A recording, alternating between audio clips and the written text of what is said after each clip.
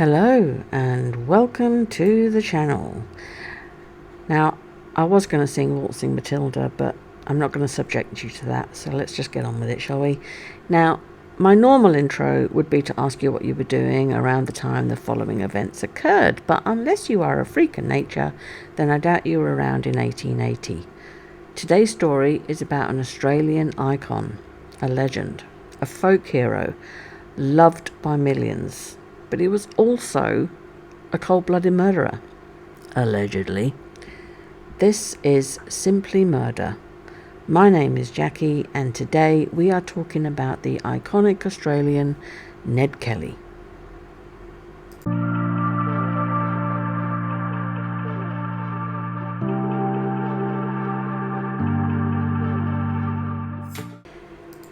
Now, if you are familiar with today's tale, then you may be thinking I am crazy including him on this channel.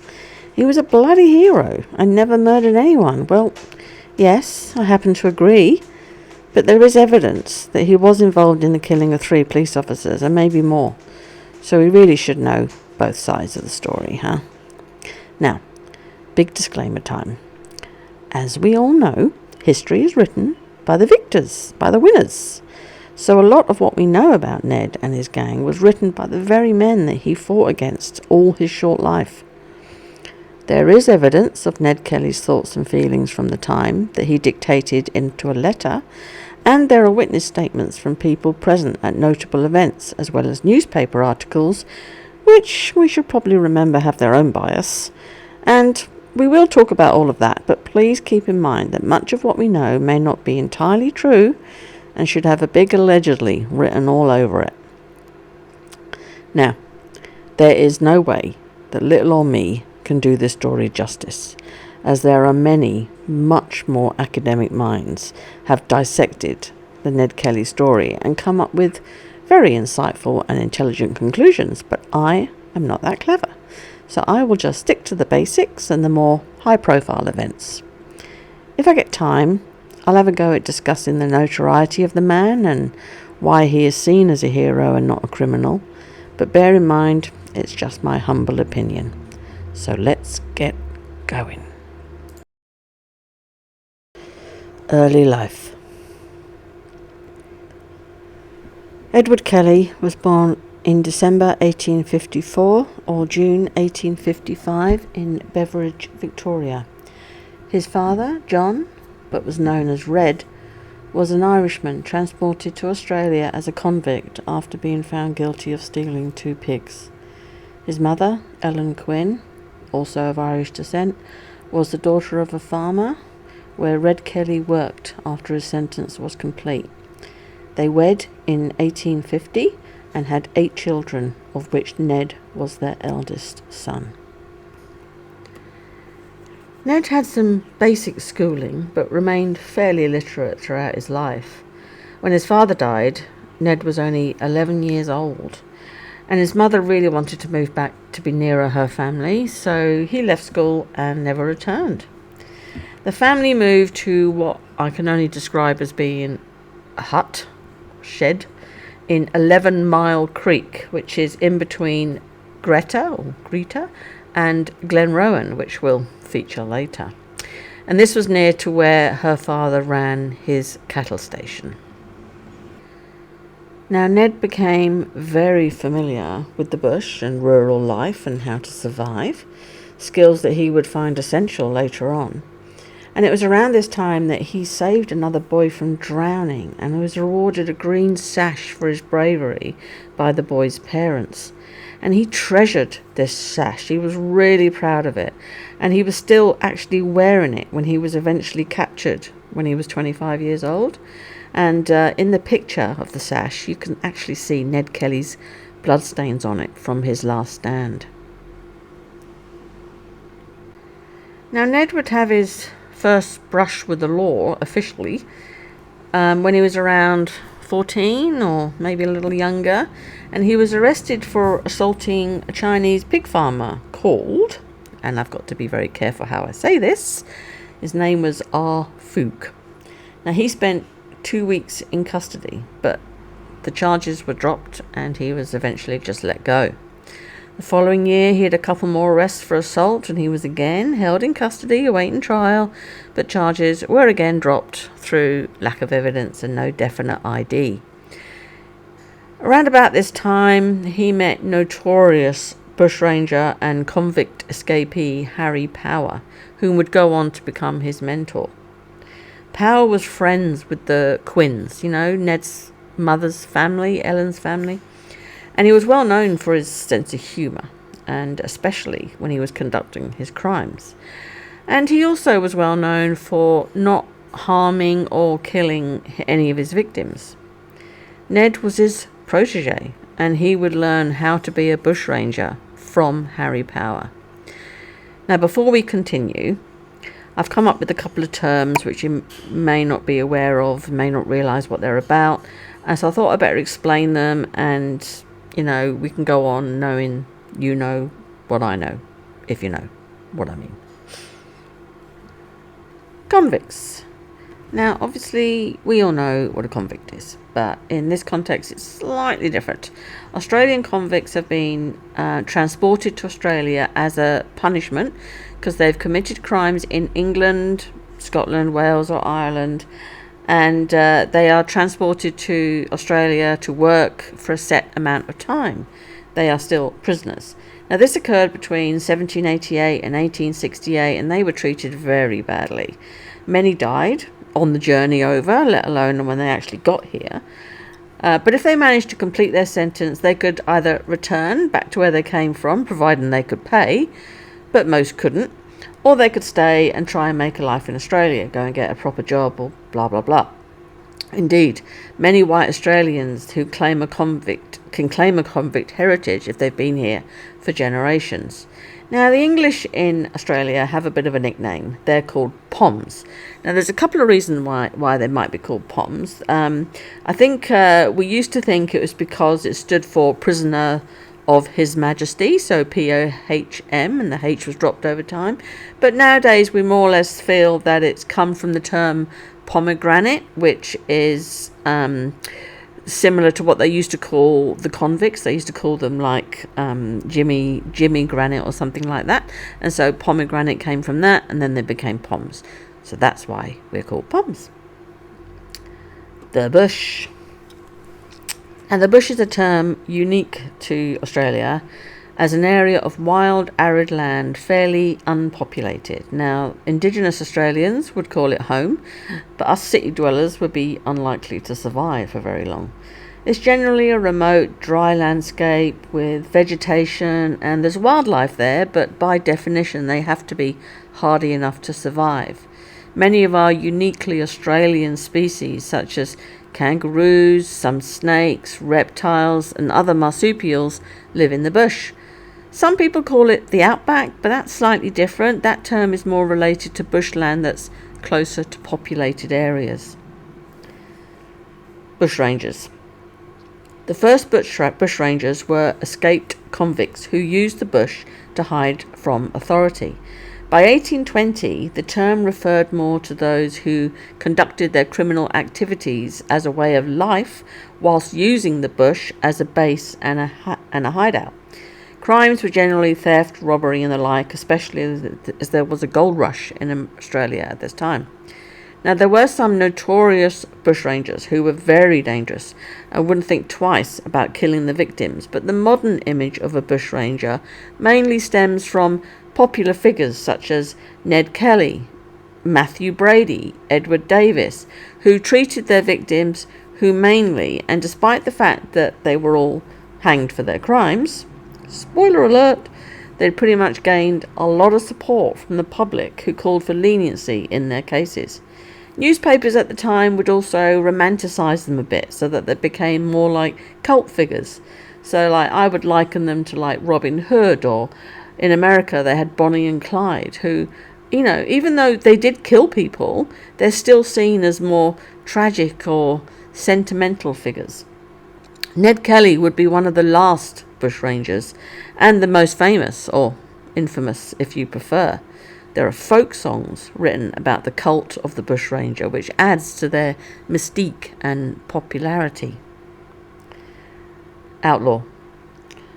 Although we haven't come across this term just yet, it will come up, and as you know, or may know, or not know, an outlaw is a person who has broken the law. But they are at large. They're like a fugitive and they're on the run. They no longer receive the protection of the law, and they can be killed at any time by those legally empowered to do so, such as the police or, army, whoever. Wanted posters could now include the dead or alive phrase in it. Outlawry was deemed one of the harshest penalties at the time, but you don't tend to see it that much these days. Sympathizers. In this context, the term sympathizer is given to those people who supported the gang members in whichever capacity was required. They would be present throughout the whole area that the gang operated in, and would often supply provisions, weapons, ammunition, food, water, that sort of thing.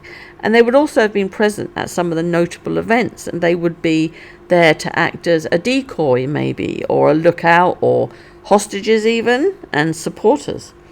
And it should also be noted that sympathizers, if they were caught, they would be subject to really harsh penalties. So they took huge risks in helping the Kelly gang. Okay, right, that's those terms out of the way. Let's get back to the story. Okay, so before we digressed, Ned Kelly was hanging around with Harry Power, learning his ways and committing crimes as part of Power's bushranging gang. Now, these crimes were mainly stealing livestock, horses, small robberies and fighting. Witnesses were on record stating that they often saw a young lad with Power when stealing horses, and this was very likely to be Ned Kelly. Now, Harry Power himself was caught in 1870, and he was convinced that Ned Kelly had told the police where to find him, but it wasn't true. In fact, it had been a member of the Quinn family who had done it for the reward money. Ned himself would get 3 years jail time in 1871 for riding a stolen horse and fighting with the police trying to arrest him. Once released, he returned to his family home, and in 1874 he settled a dispute over a horse with a bare-knuckle fight lasting 20 rounds. His opponent, Isaiah Wright, would go on to become one of Ned's greatest supporters. This picture sold at Sotheby's for £55,000 back in 1987. God knows what it's worth now. Ned's mother, Ellen, would remarry in 1874 to an American, George King. Now, King lived on the wrong side of the law as well, and would often join his stepson Ned to steal horses and other livestock. But Ned didn't immediately return to full-time crime on release from jail. He went and got himself a proper job in between his bouts of thieving. He worked pretty hard, but the call of the bush was too much, and he returned to bushranging full-time in 1877. Now, by now, the Kelly family were pretty fed up with the Victorian police. The other Kelly boys had been arrested and convicted of petty thefts, and Ned had been arrested several times by police prior to his imprisonment, with no trial, and charges were always dropped. The family felt they were being persecuted by the police. It's thought that a lot of the petty crimes local to 11 Mile Creek had Kelly involvement, but that's not the point, I guess, from the family's point of view. They complained of police harassment often, and it would be one of Ned Kelly's biggest gripes throughout his life. The Fitzpatrick incident. In April 1878, a policeman arrived at the Kelly homestead. His name was Officer Fitzpatrick, and he was looking for Dan Kelly, Ned's younger brother, with an arrest warrant for horse stealing. Incidentally, Fitzpatrick had been one of the officers assaulted by Ned during his arrest back in 1871, so it's felt he had a bit of a score to settle with the Kelly family. This is an event where accounts vary wildly. According to Fitzpatrick, he was shot by Ned Kelly, which actually hit his wrist, but Ned claims he was never even there. He was 400 miles away. It is also alleged that Fitzpatrick was drunk and attempted to kiss one of the Kelly girls, and that is why he was shot at. It's also alleged that there was no gunshot at all, and Fitzpatrick injured his wrist in a scuffle, to which Mrs. Kelly, who was always called Mrs. Kelly despite remarrying, cleaned and dressed the wound. He also claimed that Mrs. Kelly hit him with a fire shovel and knocking him unconscious.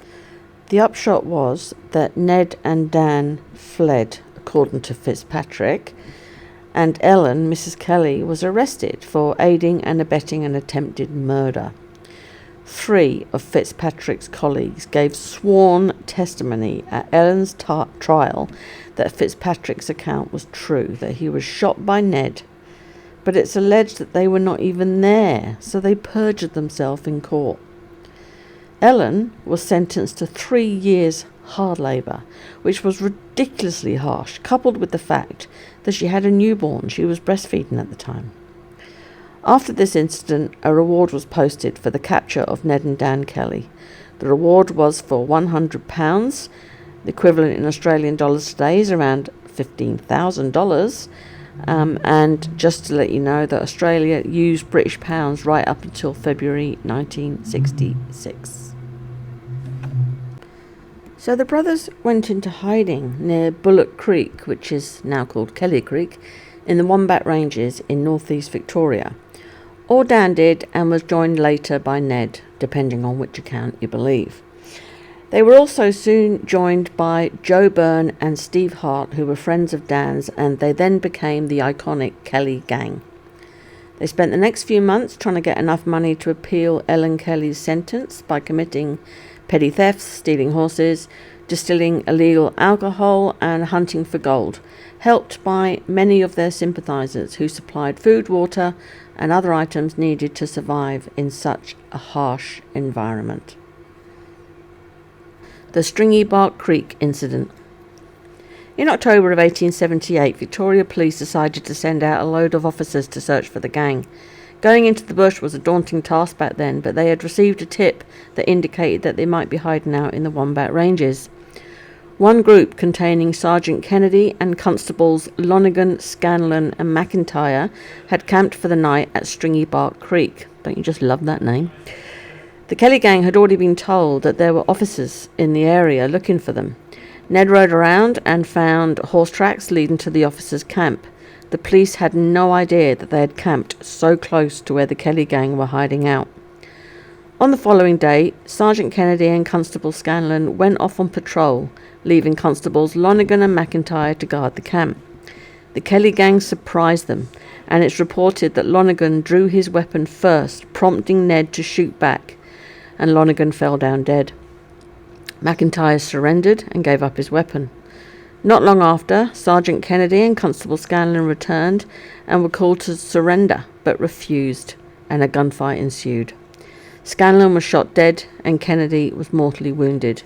McIntyre used the confusion and gun smoke to grab a horse and escape. He rode to Mansfield and reported the incident and deaths of his colleagues. Ned later on confessed to shooting Kennedy in the heart as an act of mercy as he lay wounded. Now, as I've previously said, this account varies from source to source, and I read so many. We will never know for sure who shot who. After all, there were 4 gang members and 4 police officers, and all were shooting at each other, well, except McIntyre, who surrendered and was without a weapon. The only definite is that those 3 officers died in the line of duty, in the middle of nowhere, far from their families, and it really doesn't matter who shot first. But from the Kelly gang's point of view, it was kill or be killed once that first shot ran out. Well, they'd done it now. The Victorian government proclaimed them all as outlaws, and the reward was raised to £500 for each gang member captured dead or alive. In today's money, that is well over $70,000 each. Now, some people today don't even earn that in a year, so it's no wonder there was quite a lot of interest in the gang at the time. And contrary to nowadays, even the police were able to claim the reward if they were caught or killed. This is a pic of what's left of the only original wanted poster from the time. The reward was doubled to £1,000 by the Victorian government. That's an unprecedented amount at the time. Many Victorian police officers were sent on the hunt, probably with the dollar signs in their eyes, but without the tracking or survival skills, They had no chance of catching them. Birth of a legend. The gang were now outlaws, which isn't really compatible with a long life back then. They tried to escape to New South Wales, but they were unable due to flooding on the Murray River, so they returned to their usual haunt of northeast Victoria bushland. They were almost caught several times, but managed to evade capture. On December the 9th, 1878, the gang took control of a sheep station in Faithful Creek, which is around 6.5 kilometres, 4 miles from Euroa, of which the bank there was going to be their next target. They took the 22 residents and workers of the sheep station captive and locked them up. They left one gang member as guard, probably Joe Byrne, and the other 3 rode into Euroa, where they robbed the bank of £2,000, close to $300,000 today. As part of the robbery, they took the bank staff and patrons hostage. It is thought that the gang arranged for sympathisers to be amongst the hostages to keep everyone calm and compliant. Whilst the money and gold was being collected, the hostages were entertained by the gang with trick riding displays and were given food and drink. The hostages were told to wait 3 hours before leaving the bank and informing the authorities once the gang had left. On arrival back at the sheep station, they let the captives go, told them to wait a while before doing anything, and rode off into the bush again.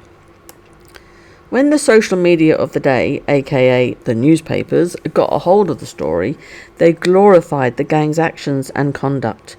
They stated that the robbery was flawlessly executed without violence, that's a quote, and the police were virtually ineffective, that was another quote, and the gang behaved with courtesy and respect, another quote, and the legend of Ned Kelly was born. The reward for the Kelly gang was now £1,000 for each gang member caught dead or alive. That's 140,000 Australian dollars, about 94,000 US dollars. I mean, that's ridiculous. The proceeds from the Euroa raid were given to friends, family and sympathisers of the gang, and they only kept what they actually needed to survive. So, as you might imagine, it didn't last very long. Jerilderee robbery. The gang had gotten word that following the Euroa raid, Victoria Police had invited soldiers and Aboriginal trackers, as well as another 58 police officers from elsewhere in Victoria to join the hunt, and they were all headed to northeast Victoria, which they knew was a power base for many bushrangers, not just the Kelly gang. So it was getting a bit too hot for the Kelly gang, so they managed to hop over the border into New South Wales, and in desperate need of funds, they headed to a small town around 48 kilometres, 30 miles north of the Murray River called Jerilderee, which handily had a bank. On 8th of February 1879, the gang daringly entered the police barracks outside of town, and finding only 2 officers, whom were quickly overpowered and locked up, the gang made themselves comfortable in the residential area of the barracks, where they also found one of the officers' wives and their children. In the morning, they planned what they were going to do next, which was to dress up as police officers and go into town to get the layout of both the town itself and the bank. If questioned, they were going to say they were just there as reinforcements brought in from Victoria to look for the Kelly gang.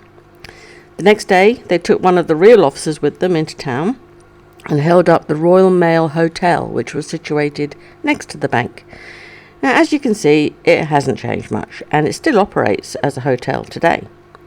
They took the staff and patrons hostage, and remember, there would have been sympathisers amongst them, and they then entered the bank and netted another £2,000 in cash and gold, plus a load of jewellery and other valuables from the hostages. From there, they went to the post office and robbed that, and they destroyed the telegraph which was held there, and they also destroyed both the telegraph poles which were outside, meaning it was impossible for Jerilderee to notify authorities of the raid. Obviously there's no phones in those days, so the telegraph, which used Morse code, was the only way to contact anyone. Ned went back to the bank and he gave a speech to all the hostages and the people that were at work at the bank, with words similar to the contents of the famous Jerilderee Letter, which we will now discuss. The Jerilderee Letter. Prior to the robbery, Ned Kelly had dictated a letter to Joe Byrne, which was given to a bank employee in Jerilderee with instructions to get it published. Again, sources differ as to who actually wrote it, but we know it was dictated by Ned because Ned was illiterate. Summaries were published in the newspapers at the time, but it wasn't published in full until 1930. That's 51 years later. It really helped to cement Ned Kelly's image as an advocate for justice and a spokesman for the poor and downtrodden. The letter is our only evidence of events from Ned's point of view and is obviously an historical account not written by the victors. We all want to believe that Ned's version is fact. That's human nature, after all. But it's always good to keep a cynical eye on all aspects, I reckon. I'll put a link to the contents of the letter in the description below, both the actual letter and a transcript. It's absolutely fascinating to read, so please do if you can. It's written in language that is very 19th century, very Pride and Prejudice, so it can be a bit hard to read. But while reading, you may catch a bit of his Irish brogue. Now I'm going to give you a couple of quotes, if that's okay, because I think that's going to help our narrative a little bit. But let's go with how it starts. So it starts... Dear Sir, I wish to acquaint you with some of the occurrences of the present, past and future. Pretty polite, right? He then goes on to give a retelling of his life and his activities with his thoughts and his feelings around them. He also describes the killing of the 3 policemen at Stringy Bark Creek as an act of self-defense. Quote, This cannot be called willful murder, for I was compelled to shoot them, or lie down and let them shoot me. Unquote. It's obvious throughout the letter that Ned Kelly pretty much hates the police. He talks about police corruption and even calls for certain officers to resign because of it. His humour is evident when he calls the Victoria Police a parcel of big, ugly, fat-necked, wombat-headed, big-bellied, mampie-legged, narrow-hipped, splaw-footed sons of Irish bailiffs or English landlords. Tell us how you really feel, Ned. Elsewhere, he champions the poor, where he asks for proper justice for his family and other Irish families living in northern Victoria. He wants, quote, squatters of the land, unquote, to share their wealth and property with the poorest in the area. Throughout the letter, he is very anti-British. Well, why wouldn't he be? The letter ends. I give fair warning to all those who has reason to fear me to sell out and give £10 out of every 100 towards the Widow and Orphan Fund, and do not attempt to reside in Victoria but as short a time as possible after reading this notice. Neglect this and abide by the consequences, which shall be worse than the rust in the wheat in Victoria or the drought of the dry season to the grasshoppers in New South Wales. I do not wish to give the order full force without giving timely warning, but I am a widow's son, outlawed, and my orders must be obeyed. Pretty lengthy, around 56 pages, and is the only account of the Fitzpatrick and Stringy Bark incidents not written by authorities involved at the time. He mentions the injustice of his mother's incarceration more than once, which he uses to highlight the police corruption. Remember the 3 officers that claimed they were there when they weren't? Allegedly. Although only summaries were published, it helped to gain more public support for Ned Kelly's cause. The infamous Glenrowan siege and the end of an era. Following Jerilderee, the reward was doubled again and was now £2,000 each, dead or alive. That's well over $1 million today if you caught them all. The police and government were getting desperate to catch the gang. It's so weird to think that just 2 years previously the reward was only £100. It became known to the gang that a friend of Joe Byrne's, Aaron Sherritt, had turned police informant, and in June 1880 Joe Byrne killed him on his doorstep, whilst 4 policemen who were supposed to be guarding Sherritt were hiding in a bedroom. Joe Byrne then returned to join Ned and the others, and they headed for Glenrowan. You can't talk about Glenrowan without Ned Kelly being mentioned. The town has survived and grown on his name. The gang had been made aware that a train was coming up from Melbourne carrying a load more law enforcement, so they managed to get a couple of railway workers to sabotage the tracks near Glenrowan. The idea was to derail the train and for it to fall into a large ditch, but the plan got derailed instead, fortunately for the police. The gang headed into town and took control of the railway station, the station master's home, and the Glenrowan Inn. They would have had sympathisers amongst them. Everyone in those areas was taken captive, and all males were brought together at the inn, the Glenrowan Inn, and the children and women were kept at the station master's house. It's estimated there were at least 60 hostages in the inn, no doubt with those sympathisers among them. The hostages were given food and drink and were entertained with singing, dancing and games. Ned mercifully allowed a school teacher to leave the inn early on with his young family, and instead of being grateful, he went straight to the police, and that meant the train was halted before it reached the damaged track. Later that afternoon, 21 trusted hostages were allowed to leave, likely the sympathisers I mentioned. The gang knew the trouble was coming, so they equipped themselves with the iconic armour that Ned Kelly is well known for, that they had made it themselves from parts of a plough. It weighed around 41 kilograms, that's about 90 pounds, so it was pretty heavy, and it made it very difficult to move around. They hadn't slept, were probably still a little bit drunk, and then wearing heavy armour all took their toll. But it's thought the gang felt pretty invincible wearing it. They were now prepped for the siege to come. The police approached the inn. This picture actually shows where they eventually all ended up. The various red marks are where they were positioned. Initially, the gang were waiting for them on the veranda, and the gunfight began. The gang retreated into the inn for cover, but they kept shooting. The officer in charge, Superintendent Hare, was hit in the arm, and Ned was superficially hit in his arms and legs, uncovered by the armour. Dan Kelly, Ned, Joe Byrne, and Steve Hart all hankered down in the inn. Byrne ended up being shot in the leg while making a toast, apparently, and was bleeding heavily. Some of the hostages were shot and either killed or injured. By 5 a.m, the siege had been going on for many hours. Byrne was dying. Hart and Dan Kelly were not seen, and a badly wounded Ned escaped out of the inn to hide in the bush. During a lull, many surviving hostages escaped. As the gunfire lessened around 7 a.m, Ned was seen trying to make it back to the inn in an effort to save his brother and friends. He could have escaped really easily if he wanted to. So what does that tell you about the man? Hero? Not sure. Foolish? Yes. And martyr? Definitely. By now, there were hundreds of spectators. Some were even up on ladders to watch, and there were journalists amongst the crowd. This is how one journalist described Ned's last stand. There is no head visible, and in the dim light of the morning, with steam rising from the ground, it looked for all the world like the ghost of Hamlet's father with no head, only a very thick neck.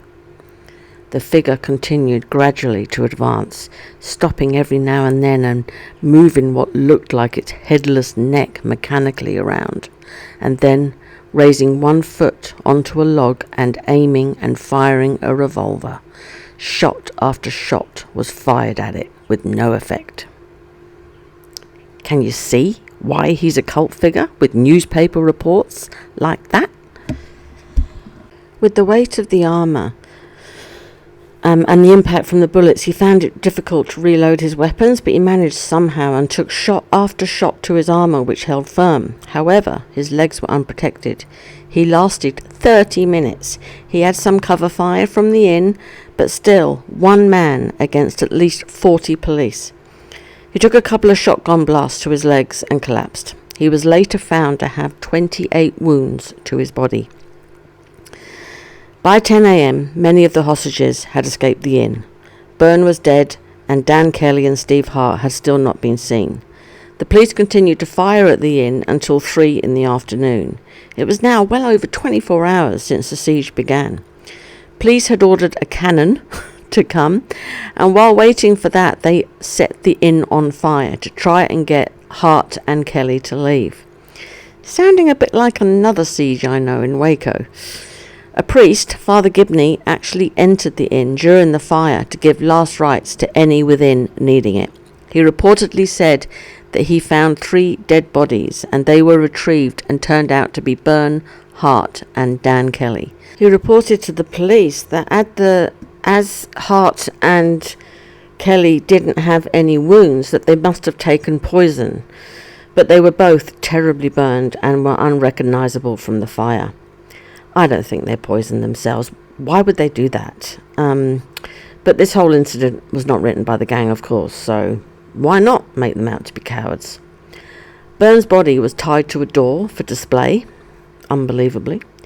Friends asked for the body, but refused, and he was buried in a pauper's grave, and we don't know where, probably in Glenrowan somewhere. Ned Kelly was put on trial on October the 28th, 1880, for the murder of Constable Lonergan from the Stringy Bark Creek incident.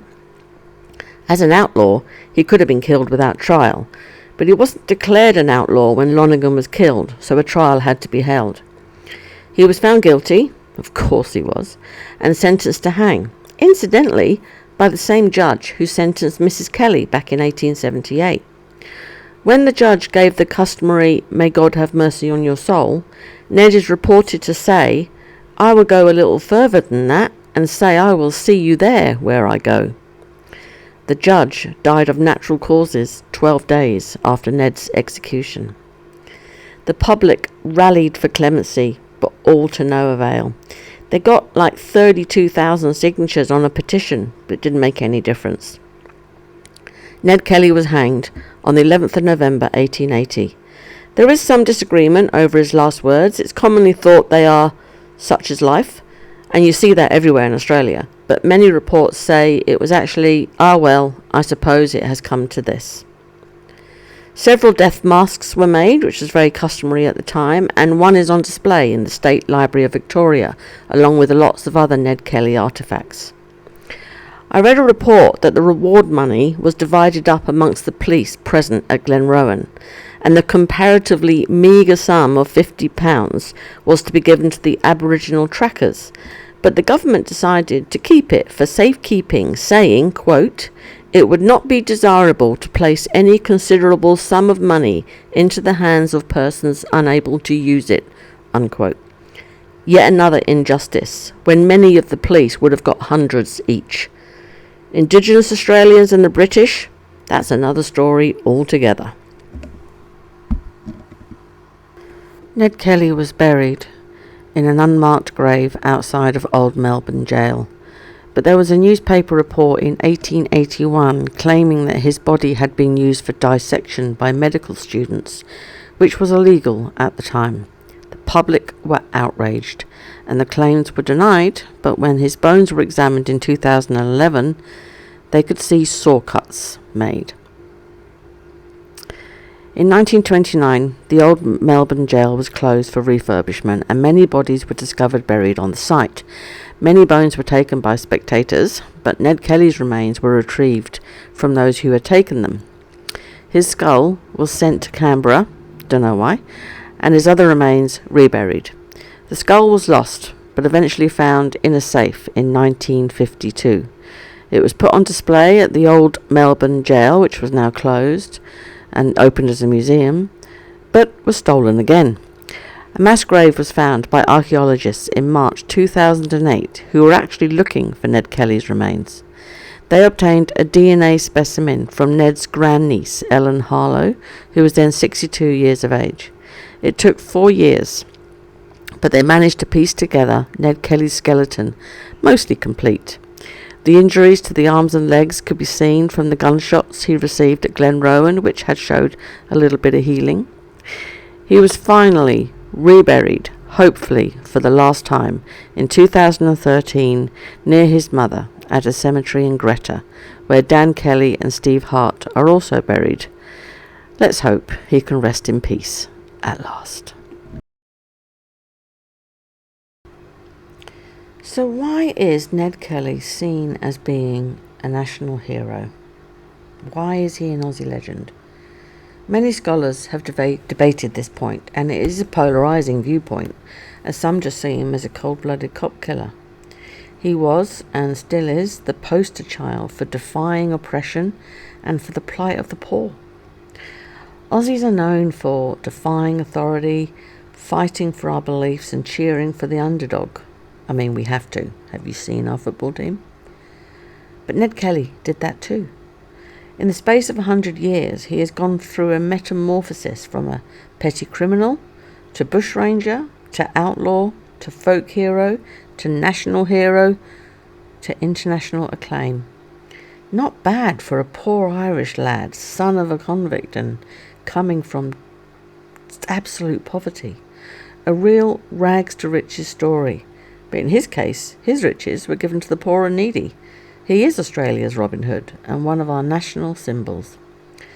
A journalist once described him as, quote, good-looking, brave, a fine horseman and bushman, and a crack shot. He was devoted to his mother and sisters, a man who treated women with courtesy, who stole from the rich and gave to the poor. He didn't really mention the killing bit, but you know.